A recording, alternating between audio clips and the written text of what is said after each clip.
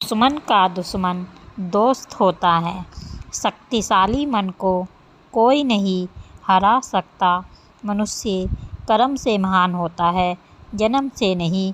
विनम्रता आत्मसंयम का मूल है। काम वासना के समान विनाशकारी कोई रोग नहीं है। आलसी का कोई वर्तमान और भविष्य नहीं होता है। अन्याय से कमाया हुआ धन निश्चित रूप से नष्ट हो जाएगा। जो व्यक्ति अपना लक्ष्य तय नहीं कर सकता, वह जीत भी नहीं सकता।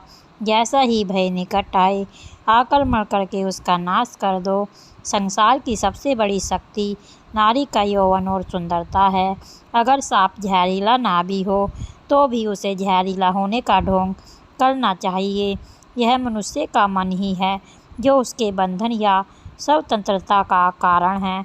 सच्चा पुत्र आज्ञाकारी होता है, सच्चा पिता प्रेम करने वाला होता है और सच्चा मित्र ईमानदार होता है। जब तक शत्रु की दुर्बलता का पता न चल जाए, तब तक उसे मित्रता की दृष्टि से देखना चाहिए।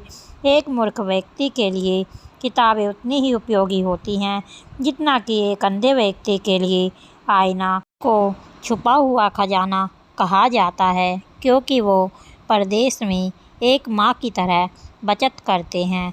भगवान मूर्तियों में मौजूद नहीं हैं, आपकी भावनाएं ही आपका भगवान है। आत्मा तुम्हारा मंदिर है। आप जिस चीज़ के लायक हैं, उससे कम पर भी कभी समझौता नहीं करें। यह अभिमान नहीं, स्वाभिमान है। सबसे बड़ा गुरु मंत्र है, कभी भी अपने राज किसी को मत बताना, यह आपको नष्ट कर देंगे। फूलों की सुगंध हवा की दिशा में ही फैलती है, लेकिन इंसान की अच्छाई हर दिशा में फैलती है।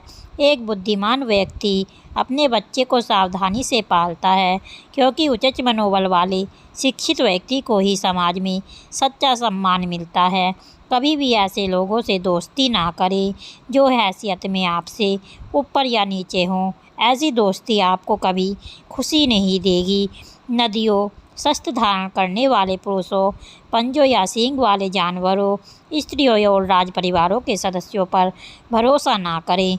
नदी के किनारे के पेड़, दूसरे आदमी के घर में एक महिला और बिना सलाहकार के राजा निस्संदेह तेजी से विनाश के लिए जाते हैं।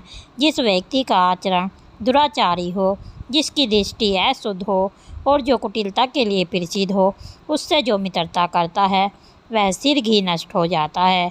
जो कुछ भी करने के बारे में आपने सोचा है, उसे कभी प्रकट ना करें, लेकिन बुद्धिमान परिषद द्वारा इसे गुप्त रखें और इसे क्रियान्वित करने के लिए दृढ़ संकल्पित रहे। सच्चा मित्र वही है जो आवश्यकता, दुर्भाग्य, अकाल या युद्ध के समय राजा के दरबार में या शमशान में हमारा साथ ना छोड़े। ऐसे देश में निवास ना करें जहां आपका सम्मान न हो। आप अपनी आजीविका नहीं कमा सकते, कोई मित्र नहीं है या ज्ञान प्राप्त नहीं कर सकते। मूर्ख को सलाह देना, दुराचार स्त्री की देखभाल करना और सुस्त और दुखी व्यक्ति की संगति करना अविवेक है। एक बार जब आप किसी चीज़ पर काम शुरू कर दे, वह सफलता से मत डरो और उसका परित्याग मत करो। जो लोग ईमानदारी से काम करते हैं, वे सबसे ज़्यादा खुश होते हैं। वास्तव में कष्टदायक होती है और यौवन भी कष्टदायक होता है, लेकिन इससे कहीं अधिक कष्टदायक होता है किसी दूसरे के घर में रहना। बुद्धिमान व्यक्ति को सारस की भांति अपनी इंद्रियों को वश में करना चाहिए और अपने स्थान, समय और योग्यता को जानकर अपने उद्देश्यों को पूरा करना चाहिए। पैसा आता है और चला जाता है, इसलिए युवा हैं, जीवन जाता है और आत्मा जाती है। कुछ भी हमेशा के लिए नहीं रहता। केवल एक चीज़ जो दृढ़ रहती है, वह है आपका विश्वास। किसी व्यक्ति का भविष्य उसकी वर्तमान परिस्थितियों के आधार पर मत आंकिए, क्योंकि समय में इतनी ताकत है कि वह काले कोयले को भी चमत्कार हीरे में बदल सकता है। वाणी की पवित्रता, मन की इंद्रियों की और एक दयालु हृदय की आवश्यकता उस व्यक्ति को होती है जो दिव्य मंच पर उठने की इच्छा रखता हो। दूसरों की गलतियों से सीखे। आप उन सभी को संयम बनाने के लिए पर्याप्त समय तक जीवित नहीं रह सकते हैं। एक अकेला चंद्रमा अंधेरे को दूर करता है, जो कई तारे मिलकर भी नहीं कर सकते। व्यक्ति को अधिक ईमानदार भी नहीं होना चाहिए। सीधे पेड़ सबसे पहले काटे जाते हैं और ईमानदार लोगों पर पहले शिकंजा कसा जाता है। यदि पैर में मणि और सिर पर दर्पण रखा जाए तो मणि अपना मूल्य नहीं खोती है। पुरुषों की तुलनाओं में महिलाओं में भूख दुगनी, लज्जा 4 गुना, साहस 6 गुना और वासना 8 गुना होती है। संचित धन खर्च करने से जो बचता है, जैसे कि आने वाला ताज़ा पानी, रुके हुए पानी को बाहर निकालने से बचता है, संचित धन खर्च करने से बचता है। यह विचार छोड़ दो कि आसक्ति और प्रेम एक ही चीज़ है, वे शत्रु हैं। ये आसक्ति है जो सभी प्रेम को नष्ट कर देती है। असत्यता, उतावलापन, कपट, मूर्खता, लोभ, अस्वच्छता और क्रूरता स्त्री के 7 स्वाभाविक दोष होते हैं। इस पृथ्वी पर 3 रत्न हैं, अन्न, जल और प्रिय वचन। मूर्ख लोग चट्टानों के टुकड़ों को रत्न समझते हैं।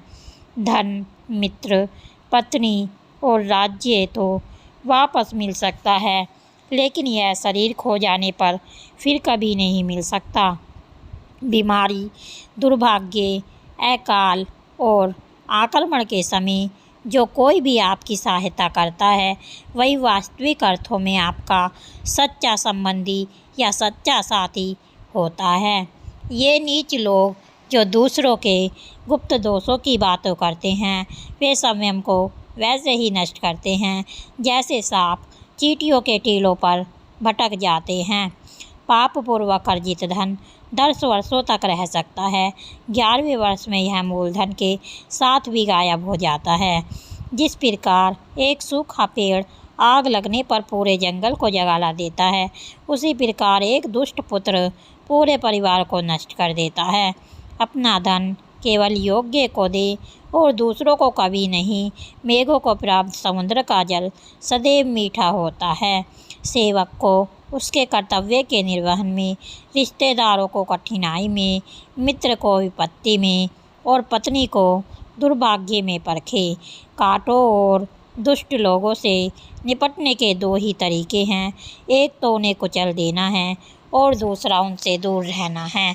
बुद्धिमान पड़ोसों को हमेशा अपने पुत्रों को विविध नैतिक तरीकों से पालना चाहिए, क्योंकि जिन बच्चों को नैतिक शास्त्र का ज्ञान होता है और अच्छे व्यवहार वाले होते हैं, वे अपने परिवार के लिए एक गौरव बन जाते हैं।